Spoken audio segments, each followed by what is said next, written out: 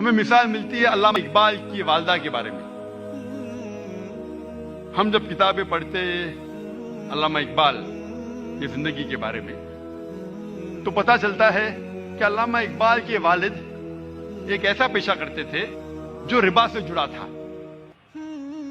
جو سود سے جڑا تھا، اور علامہ اقبال کی والدہ اسے بالکل پسند نہیں کرتی تھی. تو جب علامہ اقبال پیدا ہوئے،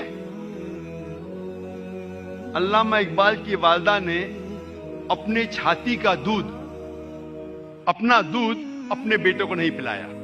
وہ چاہتی تھی کہ میرے بیٹے کے جسم میں ایک بوند بھی حرام کمائی نہیں جائے. تو علامہ اقبال کی والدہ نے کیا کیا؟ اپنے زیورات بیچے جو خود کے تھے، الحمدللہ حلال کمائی کے تھے.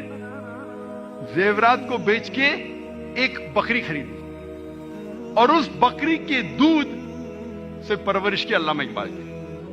اور اللہ نے پھر ان کے شوہر کو ہدایت دی اور وہ بھی سیدھے راستے پہ آ گئے.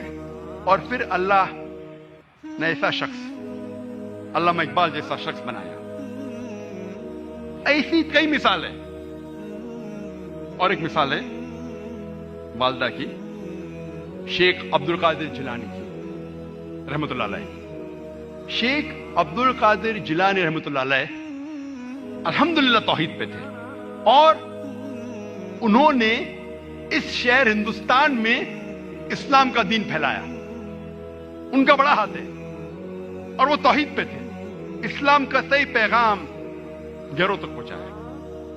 اور ان کی والدہ نے شیخ عبد القادر جیلانی رحمۃ اللہ علیہ کو سکھایا تھا کہ بیٹا تو ہمیشہ سچ بولنا، کبھی جھوٹ مت بولنا، چاہے تیرا نقصان ہو چاہے تیری جان جائے.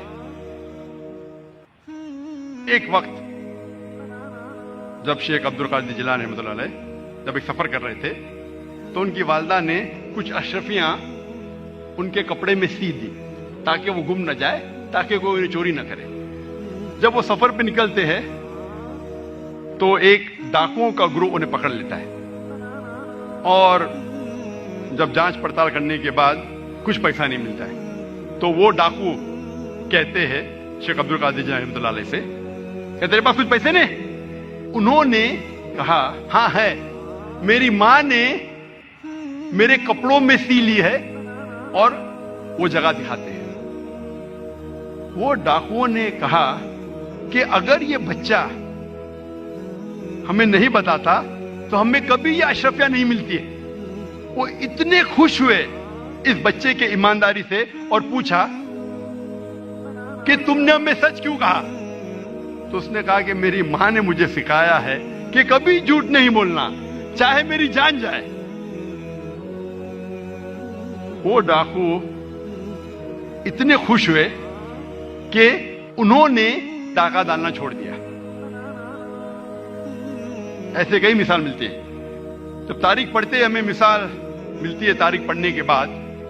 امام شافعی رحمۃ اللہ علیہ کی والدہ وہ یمنی تھی اور ان کے والد قریش تھے، اور بچپن میں ہی ان کے والد کا انتقال ہو جاتا ہے. تو ان کی والدہ جدوجہد کرتی ہے اور امام شافعی رحمۃ اللہ علیہ کی پرورش کرتی ہے. اور ان کی خواہش تھی کہ میرا بیٹا علماء کے درمیان اپنا بچپن گزارے، اسی لیے سارا انتظام کرتی ہے اور امام شافعی رحمۃ اللہ علیہ کو مکہ بھیجتی ہے علماء کے درمیان جینے کے لیے. تو بچپن سے امام شافعی رحمۃ اللہ علیہ علماء کے درمیان ان کی پرورش ہوتی ہے. اور اللہ سبحانہ و تعالی ایسے ایک امام کو کھڑا کرتے ہیں، امام شافعی رحمۃ اللہ علیہ. قربانی تھی، پلاننگ تھی ان کی والدہ کی، مستقبل سوچا ان کے والدہ نے. میں اور ایک مثال دوں گا امام بخاری کی رحمۃ اللہ علیہ. امام بخاری کی والدہ کا بڑا ہاتھ ہے امام بخاری کی پرورش کرنے کے لیے رحمۃ اللہ علیہ. امام بخاری رحمۃ اللہ علیہ کی یادداشت بہت بہترین تھی، بہت پختہ تھی. لیکن افسوس کی بات ہے کہ بچپن میں ہی وہ اپنی آنکھ کی روشنی کھو دیتے ہیں. آنکھ کی روشنی کھونے کے بعد اس وقت کے سب سے بہترین ڈاکٹر کو دکھانے کے باوجود ان کی آنکھ کی روشنی نہیں آتی.